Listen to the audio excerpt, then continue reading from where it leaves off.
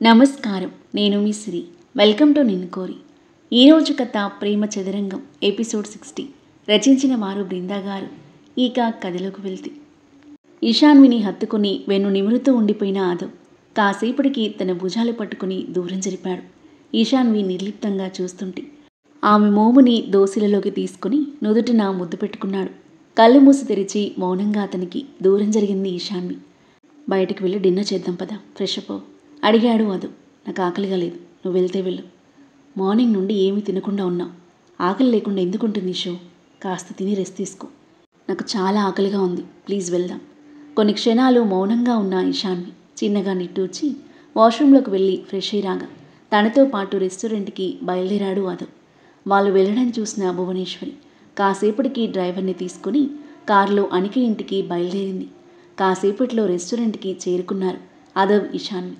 Food order చేసి మౌనంగా dinner చేయసాగారు. అను, కాస్త తిని పడుకో, మొహం ఇలా పీక్కుపోయిందో చూడు. పడుకున్న అను తల మీద చేయి వేసి అన్నాడు కైలాష్. నాకు తినాలని లేదు డాడీ, పిచ్చికిపోతుంది. నన్ను కాసేపు ఒంటరిగా వదిలేయండి. తినకపోతే ఎలానే? నీ ఆరోగ్యం ఏమవ్వాలి? తలకి పెద్ద గాయం కూడా అయింది అంది అమృత బాధగా. నా గుండెకు అంతకంటే పెద్ద గాయమైంది. నన్ను ఒంటరిగా వదిలేయండి మమ్మీ, ప్లీజ్. బాధగా నిట్టూర్చి బయటకు కదిలారు అమృత, కైలాష్. కాలింగ్ బెల్ మోగడంతో డోర్ ఓపెన్ చేశాడు కైలాష్. ఎదురుగా భువనేశ్వరి. అను ఎలా ఉంది అంది లోపలికొస్తూ. వచ్చినప్పటి నుండి ఏడుస్తూ పడుకుంది.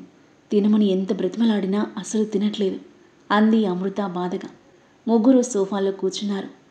అదవ్ గురించి తెలిసి కూడా అను పిచ్చి ఆశకు సపోర్ట్ చేశాం. ఇప్పుడు ఇలాంటి పరిస్థితి వచ్చింది. జైలుకి వెళ్ళుంటే నా కూతురి బ్రతికి ఏమై ఉండేది?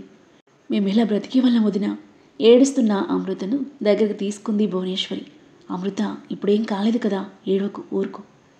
నా ఇంటి కోడలుగా చేసుకోవాలని నేను ఆశపడ్డాను, కానీ ఇలా జరుగుతుందని అస్సలు అనుకోలేదు. అంత పక్కగా ప్లాన్ చేసిన అదవ్ తెలియ ముందు ఓడిపోయాం. పూర్తిగా ఐషాన్వి మాయలో పడిపోయాడు. అదంటే ఎందుకంత పిచ్చో అర్థం కావట్లేదు. భువనేశ్వరి మాటలకు, ప్రేమ చెల్లెమ్మా, ప్రేమ. మనం ఏం చేసినా అదవ్ దాన్ని వదలడని క్లియర్గా అర్థమైంది.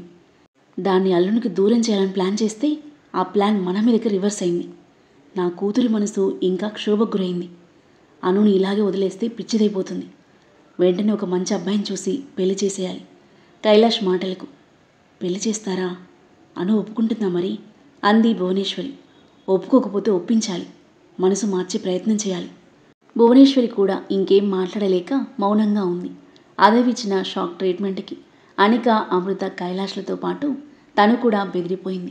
కొడుకు కోడల్ని విడదీయడం అసాధ్యమనే విషయం తనకి బోధపడింది. దీర్ఘంగా నిట్టూర్చి, సరే అన్నయ్య, అలాగే కానివ్వండి అని చెప్పి అనిక దగ్గరికి వెళ్ళింది భువనేశ్వరి. ముడుచుకొని పడుకొని డల్గా చూస్తున్న అనిక భువనేశ్వరి రాకను కూడా గమనించుకోలేదు. తనని బాధగా చూస్తూ పక్కకు వెళ్ళి కూర్చున్న భువనేశ్వరి అనిక తల మీద చేయి వేయడంతో ఆలోచన నుండి తేరుకొని తన వైపు చూసింది. సారీ అను, అలా జరుగుతుందని నేను అస్సలు అనుకోలేదు. నా వల్లే నీకు ఈ పరిస్థితి వచ్చింది అంది బాధగా. నా మీద ప్రేమతోనే కదా అత్తయ్య నువ్వు ఇదంతా చేసింది. నీకు మాత్రం ఏం తెలుసు ఇలా జరుగుతుందని? భావనకు దక్కుతాడని ఆశపడ్డాను, కానీ అది ఈ జన్మలో జరగదని అర్థమైపోయింది. దాన్ని చంపేయాలన్నంత కోపం వస్తుంది, కానీ ఒకవేళ అది చచ్చినా బావ దాన్ని మర్చిపోయి నన్ను పెళ్లి చేసుకుంటాడు అన్న నమ్మకం కూడా పోయిందత్తా. బావకి భార్యను, నీకు కోడల్నే అదృష్టం ఈ జన్మకి నాకు లేదు అంది ఎమోషనల్ అవుతూ. తనని ఎలా ఓదార్చాలో అర్థం కాలేదు భువనేశ్వరికి. ఊరుకో అను, నీకు నా కొడుకుతో రాసిపెట్టలేదు. నీకోసం మంచి మనసున్నవాడు తప్పకుండా వస్తాడు అని ధైర్యం చెప్పే ప్రయత్నం చేస్తూ, కాస్త తిందుగానిరా అంది చేయి పట్టుకుని లేపుతూ. వద్దత్తయ్య, నాకు తినాలని అస్సలు లేదు. అలా అంటే ఎలానో? తినకపోతే నీ ఆరోగ్యం ఏమవుతుంది చెప్పు? అసలే తల గాయమైంది, లేమ్మా అని బలవంతంగా లేపి డైనింగ్ హాల్కి తీసుకొచ్చింది. అందరి బలవంతం మీద ఏదో తిన్నాననిపించి అనిక పడుకోగా కాసేపు అమృత వాళ్ళతో మాట్లాడి ఇంటికి వచ్చేసింది భువనేశ్వరి. తన వెనకాలే కారులో ఇంటికి చేరుకున్నారు అదవ్, ఇషాన్వి. ఇషాన్విని చూస్తుంటే ఒళ్ళంతా మండిపోతుంది భువనేశ్వరికి. తనని కోపంగా చూసి భువనేశ్వరి విసవిస లోపలికి వెళ్ళగా మౌనంగా అదవ్తో పాటు గదిలోకి నడిచిన ఇషాన్వి మ్యాక్బుక్ ముందేసుకుని కూర్చోగా తనని చూస్తూ బెడ్పై పడుకున్న అదవ్కి ఆలోచనలతో ఎప్పటికో నిద్రపట్టింది. కాసేపు వర్క్ చేసుకుని పడుకున్న ఇషాన్వి అదవైపు తిరిగి అతని మోములోకి చూస్తుంది. ఇషు నా ప్రాణం. తనని నాకు దూరం చేయాలి అంటే అది చావుకు మాత్రమే సాధ్యం. అదవ్ మాటలు గుర్తొచ్చి ఆమె పెదాలు చిన్నగా విచ్చుకున్నాయి. అతని మోములోకి తీక్షణంగా చూస్తూ ఉన్న ఇషు అదవ్కి సడన్గా మేల్కు వచ్చి కళ్ళు తెరిచేసరికి తడబడి టక్కున మరోవైపుకు తిరిగి పడుకుంది. చిన్నగా నవ్వుకొని వాల్ క్లాక్ వైపు చూశాడు అదవ్. 2:30 అవుతుంది. ఇషు ఇంకా పడుకోలేదా అన్నాడు. ఏం మాట్లాడలేదు ఇషాన్వి. అదవ్ మెల్లిగా ఆమె నడుం మీద చేయి వేసి పొట్ట మీదుగా పోనిస్తుంటే అతని చేయిపై ఒకటిచ్చింది ఈశాన్వి.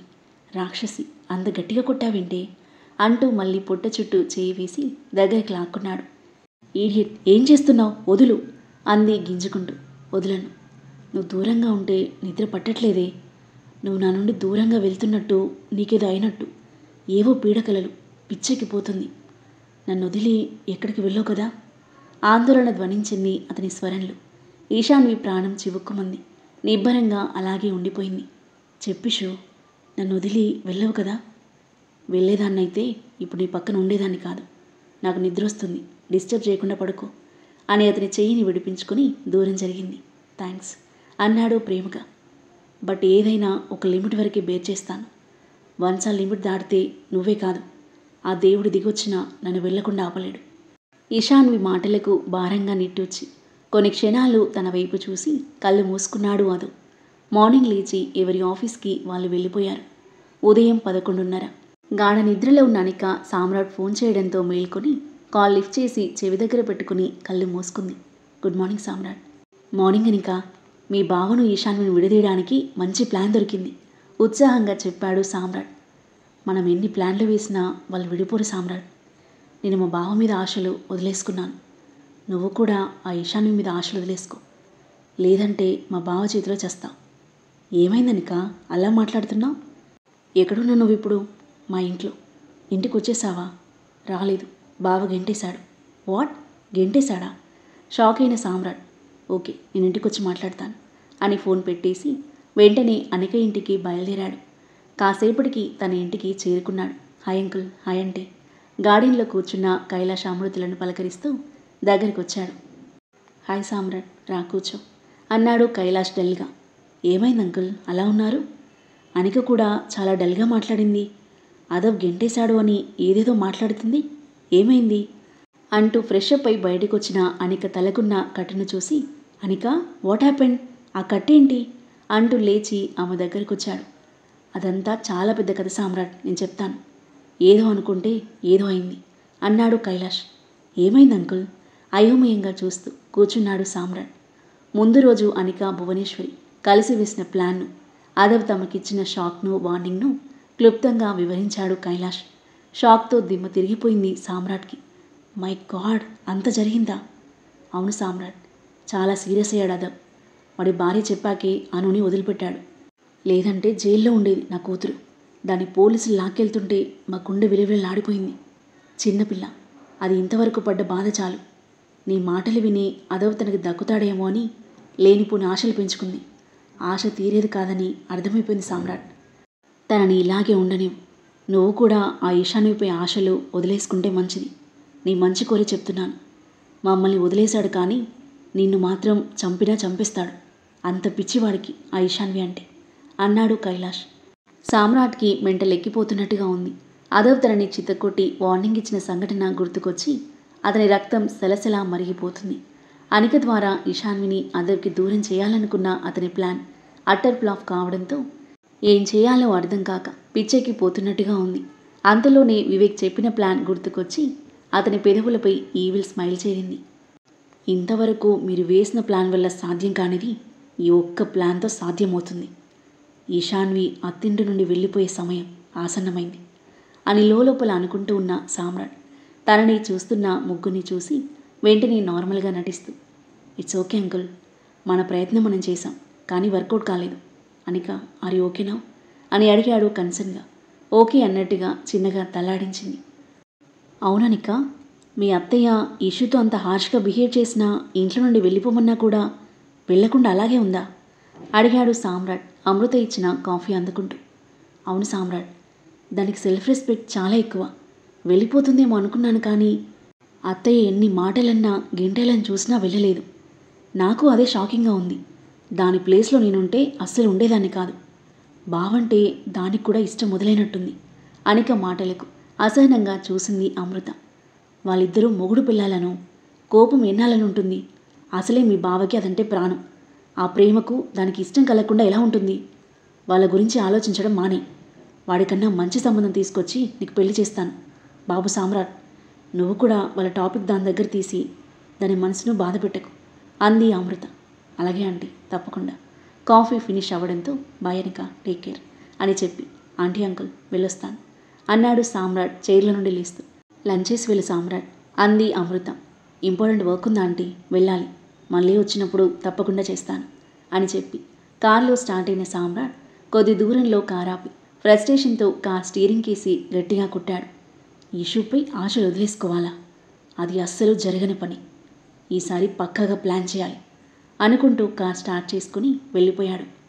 స్టోర్ రూమ్లో ఉన్న సామాగ్రి అంతా క్లీన్ చేస్తూ అంతా సర్దుతూ ఉన్న మనస్విని దృష్టి షెల్ఫ్లో ఉన్న లగేజ్ ట్రాలీపై పడింది. దుమ్ముతో నిండిపోయిన దాన్ని నీటిగా తుడిచేసి ఓపెన్ చేసింది. వివేక్తో పెళ్ళయ్యాక ఇంద్రనీల్తో తను ఉన్న ఫోటో ఫ్రేమ్లో ఇంద్రనీల్ ఫోటోలు, అతను వాడిన వాచ్లు, గాగుల్స్, వాళ్ళిద్దరూ ప్రేమలో ఉన్నప్పుడు ఇంద్రనీల్ మనస్వినికి ప్రజెంట్ చేసిన గిఫ్ట్స్, లవ్ గ్రీటింగ్ కార్డ్స్ అన్నీ అందులో దాచేసింది. అవన్నీ చూసిన మనస్వినికి ఇంద్రనీల్ రూపం గుర్తొచ్చి ఆమె హృదయం చెరువైపోయింది. కళ్ళ వెంట కన్నీరు గోదారిలా ప్రవహిస్తున్నాయి. తమ పెళ్లినాటి ఫోటో చేతిలోకి తీసుకుని చేతితో తడుముతూ చూస్తుంది. అప్పుడే ఇంటికొచ్చిన వివేక్ మనో కాఫీ అంటూ హాల్లో కూర్చున్నాడు. స్టోర్ రూమ్లో ఉన్న మనస్విని చెవికి అతని పిలుపు చేరలేదు. మనస్విని నుండి రెస్పాన్స్ లేకపోవడంతో ఎక్కడున్నావు మనో అని లేచి గదిలో కిచెన్లో అంతా వెతికిన వివేక్ ఎక్కడికి వెళ్ళుంటుంది అనుకుంటూ వెతుకుతూ స్టోర్ రూమ్ క్రాస్ చేసి వెళ్ళిన వాడల్లా స్టోర్ రూమ్ డోర్ ఓపెన్ చేసి ఉండడంతో వెనక్కి అడుగు వేసి లోపలికి చూశాడు. అటువైపుకు తిరిగి ఉన్న మనస్విని చూసి మనో ఇక్కడేం చేస్తున్నావు అన్నాడు. అతని గొంతు వినగానే ఇంద్రనీళ్ళతో తను ఉన్న ఫోటో ఫ్రేమ్ గుండెకి హత్తుకొని ఏడుస్తూ ఉన్న మనస్విని ఒక్కసారిగా ఉలిక్కిపడి టక్కున ఫోటో ఫ్రేమ్ ట్రాలీలో దాచేసి కళ్ళనీళ్ళు తుడుచుకుని అతని వైపు తిరిగి ఏంటండి అంది. అప్పటికే ఆమె దాచేయడం గమనించిన వివేక్ ఏముందక్కడ అని అడిగాడు అనుమానంగా తన వెనక్కి చూస్తూ. అబ్బే ఏం లేదు వివేక్, రూమ్ అంతా దుమ్ముపడి ఉంటే క్లీన్ చేస్తున్నా, మీరు వెళ్ళండి వస్తున్నాను. వివేక్ వినకుండా తన దగ్గరికి అడుగులు వేస్తుంటే టెన్షన్కి మనస్విని గుండె కొట్టుకునే వేగం అమాంతం పెరిగిపోగా బెదురుగా చూస్తుంది. ఆ ఫోటోలో వివేక్ కంట పడతాయా? అతని రియాక్షన్ ఏంటి? మనస్విని పరిస్థితి ఏంటి? ఈశాన్వి అదవుల మధ్య ఎలాంటి సన్నివేశాలు చోటు చేసుకోబోతున్నాయి? సామ్రాట్, వివేక్లు కలిసి ఎలాంటి ప్లాన్లు వేయనున్నారు? ఈ ప్రేమ చదరంగం ఎలాంటి మలుపు తీసుకోబోతుంది?